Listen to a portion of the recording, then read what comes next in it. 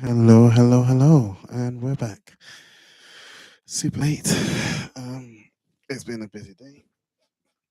I am exhausted, but alas, we and I also cheated because I read this yesterday. I read like chapter 43 to 45 yesterday, so I was a bit left it a bit last minute because I knew I'd already read it. Either way, let's jump back into it. I hope you've had a good day. I hope you're having a good day. Whenever you're watching this, let's jump in.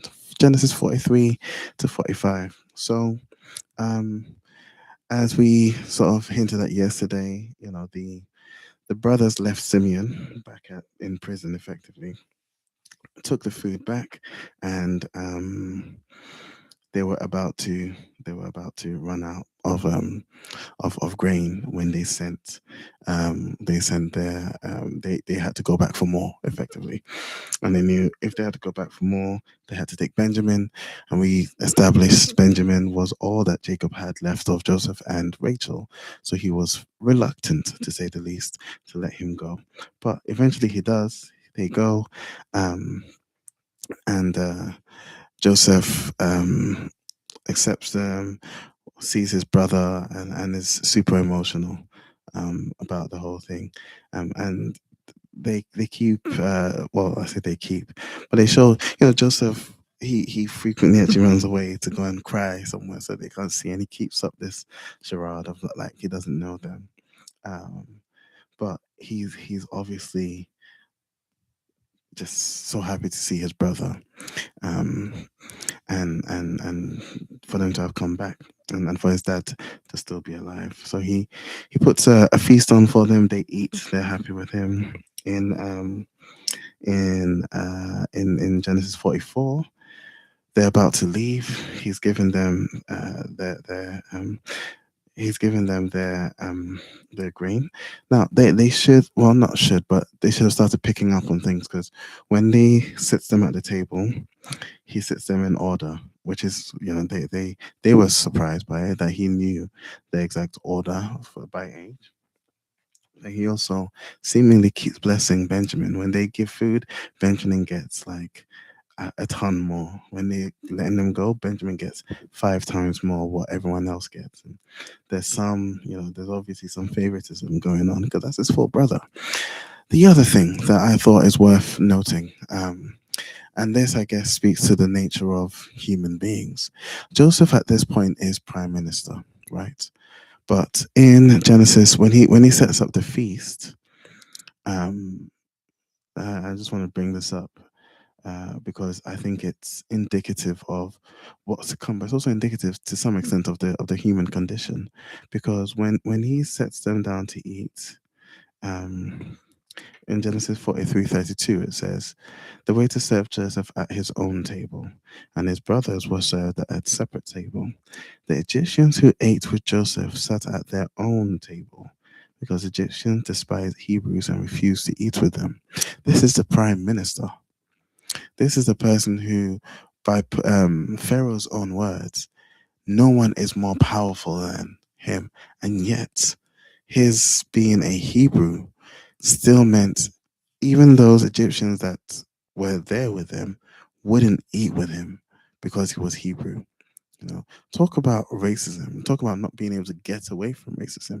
Because the Egyptians that were there effectively would have been his servants, would have been Joseph's servants. These were the guys that were maybe even ministers as well, but Joseph is prime. He's the highest after Pharaoh. And yet they still wouldn't eat with him. I thought that's really interesting. And by the end of this, skipping ahead, they invite Jacob back, and this is when Israel effectively comes into Egypt. So we know later on Moses liberates Israel from Egypt, but this was how they went in. So it wasn't even like, like modern day slavery is, the Dutch and the West going to Africa and they going to the whole world, and they take slaves by force. This was, they came there really under really really happy times. There's this grand reunion between Joseph and his father after 20, well, 22 years now, because the family's been going 22 years. Um, and Pharaoh's given them, the best of the land. It's all, a super joyous moment. Um, and we'll see why, but eventually it becomes, slavery. But even under these circumstances, right, there's still an inherent racism that's present where the Egyptians despise the Hebrews. It's crazy. It's crazy to me to notice that. Anyway, chapter 44, Joseph sending them back. He sticks his silver cup in Benjamin's bag and sets Benjamin up to be brought back as a slave. Now, I can't help but wonder here. On the one hand, this is probably another test. They've come back because of grain, right? They came there in the first place because of grain. They've come back because of grain. And even though they've maybe actually no, at this point they didn't know. They didn't know who he was. Yes, sorry. Um but Joseph is still, these are still the guys that sold him into slavery. Even if they might sound repentant, they're hungry. And there's a famine going on, and they're there for grain.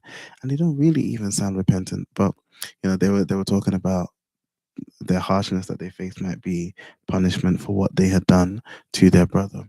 So even if that's the case and they are repentant because they think they're undergoing some sort of punishment, Joseph can't be sure that they truly have changed. And so I think, and I wonder if this ploy of putting the silver cup into Benjamin's bag to take Benjamin back as a slave was Joseph's attempt to, one, get his brother back, maybe. If they wouldn't come back again, maybe he could just get his brother, especially if they willingly just let Benjamin go. If the brothers willingly just let Benjamin go, not worrying about what would happen to their father. But also probably to test the brothers, did they now care about Benjamin, about their dad? Were they still as ruthless and as capable of, evil as they had been when they sold Joseph into slavery? And I think what's really cool is seeing Judah step up. Now Judah, he did when Jacob sent them off, he did say to Jacob, hold me responsible. So Judah sort of, he's taking responsibility here and he's spoken as much. But when he comes and he says, take him instead of Benjamin, and his speech is all about the grief that would cause their father. Um, and this is the same Judah that, had that interaction with Tamar. We see a change. We see that, oh, okay, this isn't the same dude that didn't care about Tamar so much as to, give her, either let her free from her marriage to his sons or give his son to her. This is a Judah that's considering others, considering their dad, wanting to save Benjamin, and that's what breaks Joseph. And he finally tells them, in chapter 45, he reveals that he's Joseph, and he forgives everything that they've done. He acknowledges that, it's God that set it up. They meant it for evil. God used it for good, and He's ended up saving the whole world. But further to bring dad, go and bring dad, and he has tons of gifts. He has tons of food. He has tons of the best of Egypt. Go and bring. Um, Go and bring and dad. And Pharaoh even supports it. So Pharaoh gets word, oh, Joseph's brothers have arrived. Pharaoh's like, go bring your dad, go bring your family. We will give you guys the best of Egypt. Albeit, Egyptians will still see you as less than and not want to eat with you. But we will recognize you are the family of the one dude that's effectively saved the whole world. And it's beautiful. Um, Now, I'd wanted to sort of just see if I could find out what the distance was that they were traveling, and uh, again use AI. But it seems like they were traveling around 200 miles from Hebron, which is where Jacob was in Canaan, down to Egypt. Um, about 200 to 250 miles. Now, for context, that's about from Kent to, um, I want to say Coventry. Maybe Kent's not a good example. It's a long while. It's about a 2 hour drive, and that's with motorways 70 miles per hour. These guys were going by donkey, so it would have been a while. It would have been a while in transit, and so you got to think again. That sort of it explains to me why they probably didn't come back immediately when they took the food. Um, but it also sheds light on how long Simeon probably was in prison if they had to travel that far effectively on donkey. What was that, half horsepower? But anyway, that's 43 to 45. Um, Tomorrow's chapters are 46 to 47. And if you're running along with us, we have 87 chapters into the Bible, 7.3% done, and 28 days in, almost a month. So if you've been hanging in, props to you. We've been going for almost a month. Anyway, I do hope that this encourages you to spend some time in the Word. I hope that it starts to change you. I think as I'm looking at how God's interacting with people and thinking on who this God is, it's changing me, and that's what always happens with the Bible. It changes us. So I hope that this is a blessing to you and an encouragement. And yeah, you can follow along with the Blue Letter Bible reading plan. It's available on blueletterbible.org. So it's also available on YouVersion, the Bible app, the very popular Bible app.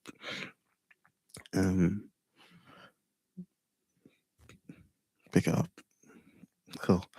All right. Have a good rest of your evening, day, whenever you're watching this. And yeah, I'm out. Peace.